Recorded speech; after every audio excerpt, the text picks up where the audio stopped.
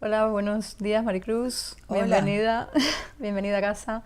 Bueno, es un súper placer tenerte aquí y un honor porque, bueno, conozco tu trabajo desde hace mucho tiempo y me parece que de lo que vamos a hablar aquí tiene mucha importancia para todos en general. Yo creo que este es un tema que a todo el mundo le interesa.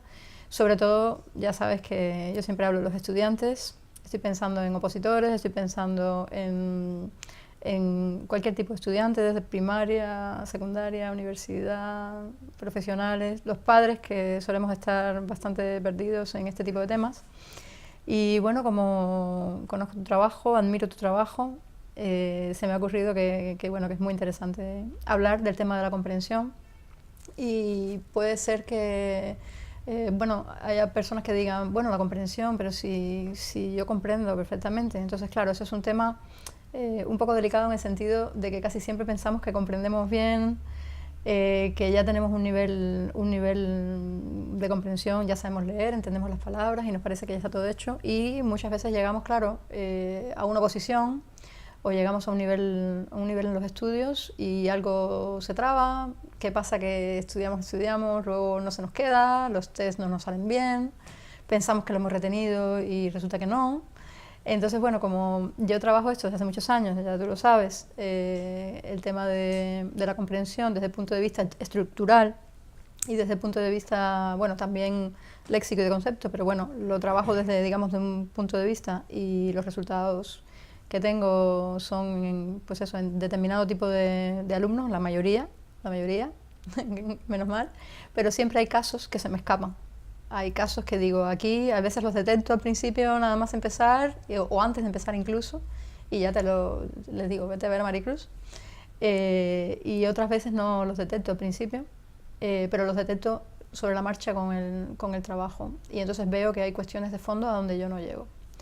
Entonces, bueno, para hablar de este tema, de la comprensión, he dicho, bueno, pues a mis alumnos les encantará, y a los padres de mis alumnos y en general, saber pues qué trabajo hace Maricruz y por qué razón en determinados casos parece como que algo ahí se traba. O sea, ese momento en el que vemos no avanzamos suficientemente, avanzamos pero no todo lo que quisiéramos, o qué está pasando ahí abajo, ahí hay algo que no está funcionando.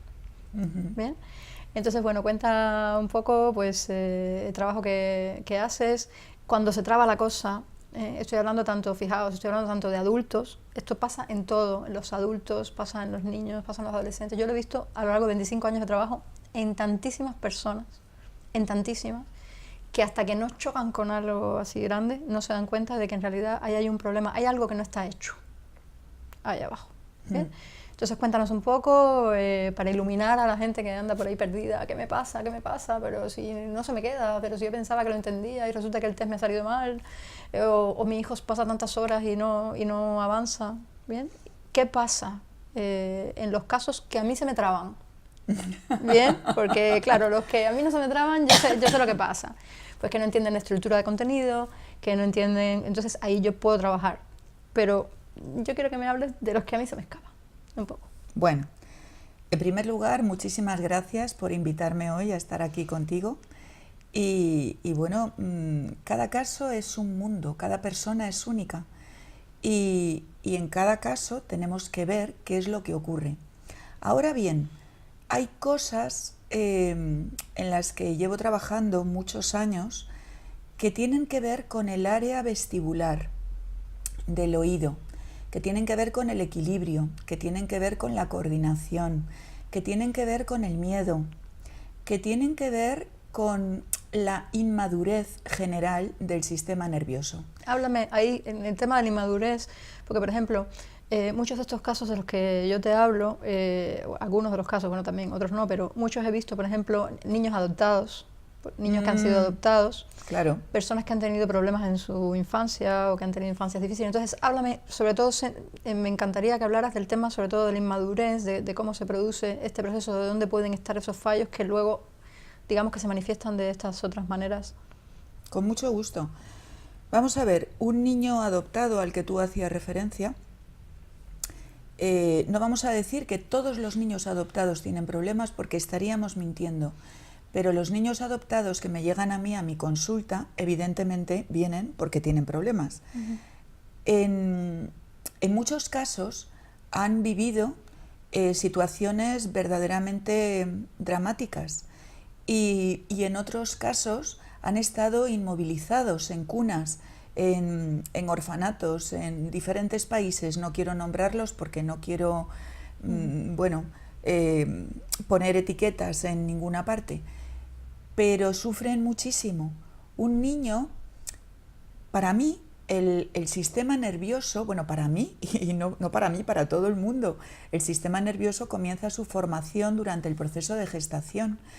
Si esa gestación no ha sido deseada, no ha sido amada, no ha sido cuidada, no ha sido cantada, no ha sido disfrutada, no ha sido algo donde la madre realmente tenía una comunicación con ese bebé desde el amor profundo que sentimos las madres hacia nuestros hijos, por el motivo que sea, o bien por situaciones muy dramáticas económicamente, o bien por situaciones del tipo que sea, no nos vamos a meter y en con no detallar. deseados, etcétera, etcétera. O sea, que en Hijos, realidad estamos hablando de algo que se puede extender a muchísimos más efectivamente, a colectivos. muchísimos más colectivos. Pero ¿qué ocurre? Que este niño no nace con las mismas papeletas para la lotería que nace un niño que sí ha sido deseado, que su madre le ha cantado nanas, que ha disfrutado durante todo el proceso de gestación. También influyen mucho los primeros meses de vida. Si ese niño está en una cuna y está atado o con una tela alrededor para que no dé la lata, para que no se mueva, para que no sé qué, y está en una situación de lloros constantes, de tristeza, de una falta de una buena nutrición, claro, lógicamente este niño viene con unas papeletas muy reduciditas con relación al que nace rodeado de su familia, con su madre, con su padre, con su abuela, con su abuelo, con el peluche que le traen, es muy diferente. ¿Y eso cómo se plasma luego? O sea, ¿qué es lo que sucede, digamos, que en el cerebro de esos niños? ¿Y tú cómo lo tratas desde tu matiz? Te voy a hacer una pregunta. ¿Cómo lo vivirías tú? ¿Cómo vivirías tú desde esa inseguridad tremenda que te da no tener el amor que tú necesitas y las cosas más básicas, pues se cierra, en ¿no? la primera etapa? Claro, el niño, la persona se cierra, se protege, ¿no? Claro, hace una coraza inmensa y esa misma coraza que le está protegiendo es la misma que le está aislando del mundo. Y cuando vienen a trabajar conmigo, lo que hacemos es una revisión de esos reflejos primitivos que no están integrados. Los 4 básicos, el reflejo tónico laberíntico, el reflejo de Moro, el reflejo tónico simétrico y el reflejo tónico asimétrico, están influyendo en el equilibrio y la coordinación, en el miedo, en la capacidad para poder leer de manera correcta. Ahora vamos a entrar ahí. Claro, está el hecho de tener la zona vestibular inmadura está generando claro que va a influir en la comprensión, ¿cómo no va a influir? Y en la atención y en todo, porque está buscando el niño el estímulo en el movimiento. ¿Por qué? Porque no está maduro ese sistema vestibular. ¿Qué ocurre entonces? Que al no tener maduro el sistema vestibular y no poderse centrar porque está en constante movimiento, el niño él mismo no se puede controlar. Él mismo quisiera ser bueno, entre paréntesis, cuando le dicen, pero este niño que se mueve tanto, ¡ay, qué malo eres! Y el niño, ¿qué más quiere un niño que darle amor a sus padres? Y ser aceptado. Y ser aceptado y recibirlo. Pero cuando es tu sistema vestibular el que está en constante movimiento porque está buscando esa madurez, el niño no puede hacer nada. No puede hacer nada.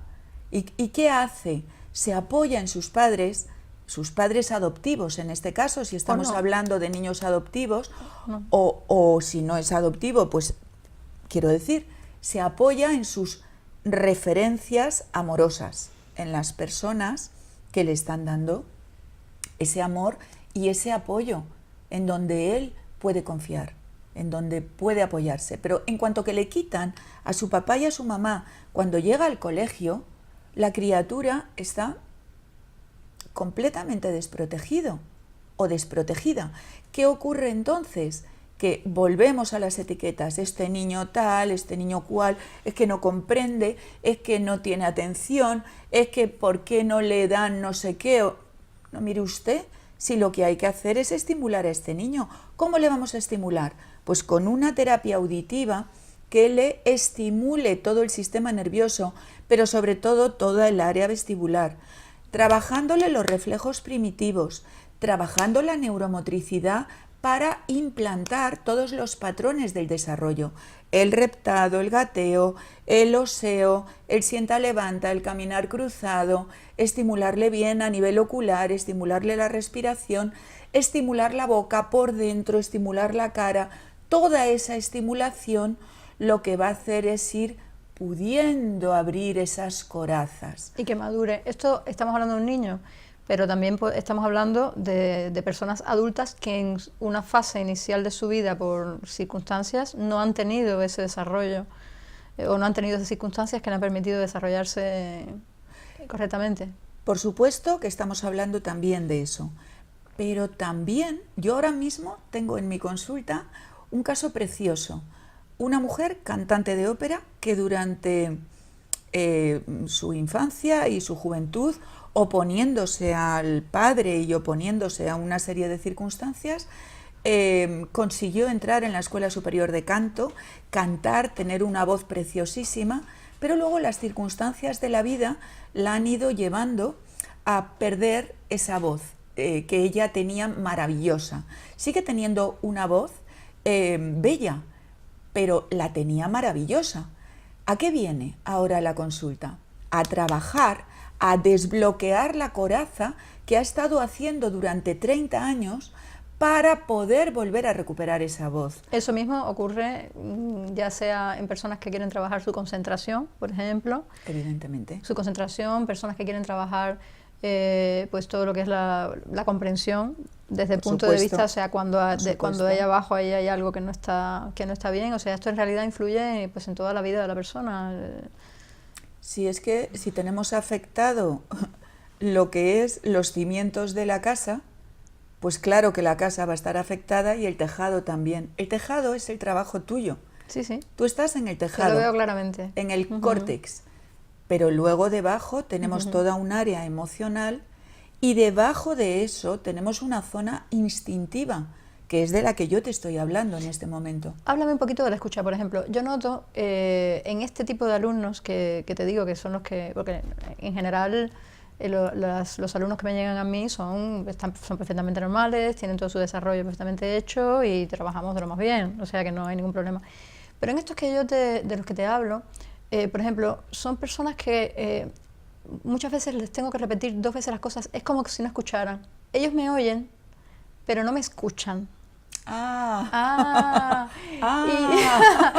Y entonces eso es algo que claro, es desesperante, yo creo que en general para un profesional de la enseñanza, ¿no? Porque además... bueno, y para los padres, y para las madres, y para tu tío, tu ¿cuántas abuelo, tu veces vecino? te lo tengo que decir? Claro, ¿no? Ese es un poquito de esto. Entonces, habla un pelín, en 3 minutitos, de la escucha. ¿Qué pasa aquí con la escucha? Pues volvemos al mismo asunto anterior. Es muy diferente oír de escuchar. El que oye es como el que se va de viaje y es la maleta. A lo largo del viaje se le puede estropear un poquito, pero no cambia, la maleta va a seguir siendo siempre lo mismo. El que escucha se va a ir transformando a lo largo del viaje. El que escucha va a tener la capacidad de ponerse en el lugar del otro, de vivir sus emociones, de vivir sus circunstancias. El que oye no. El que oye no tiene la capacidad. Si yo hago esto, y te pregunto dentro de 7 horas, ¿qué hice yo? Tú ni te acordarás. Si tú escuchas, sí que sabes, sí que recibes la información, no solo la oyes, sino que escuchas con atención, integras la información y transformas tu mundo interior. Y al transformar tu mundo interior, tú cambias y te das cuenta. Es el darse cuenta.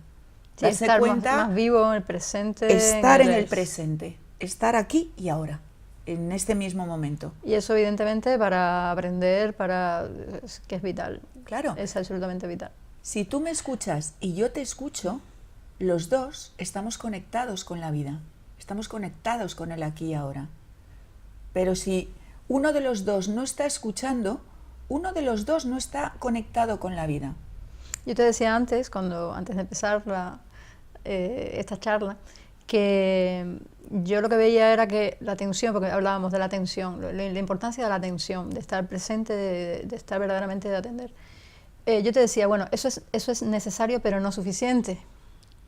Eso es necesario pero no suficiente. A veces sí que tenemos capacidad sí estamos atentos, pero no es suficiente. Ahí falta algo que bueno, que si quieres lo dejamos para un vídeo posterior, porque ya estamos llegando a digamos que unos minutos que ya son suficientes. Entonces, muchas gracias por estar aquí y seguiremos hablando en siguientes vídeos sobre estos temas y profundizaremos para los que os interese ya en casos puntuales y aspectos puntuales y cómo trabajar con casos específicos, digamos con problemáticas específicas, tanto con el método tuyo, con los métodos que tú llevas en tu consulta, como con lo que yo hago. O sea, para ver pues un poquito las diferentes soluciones que hay para los diferentes casos, pero ya en casos concretos que hayamos tenido.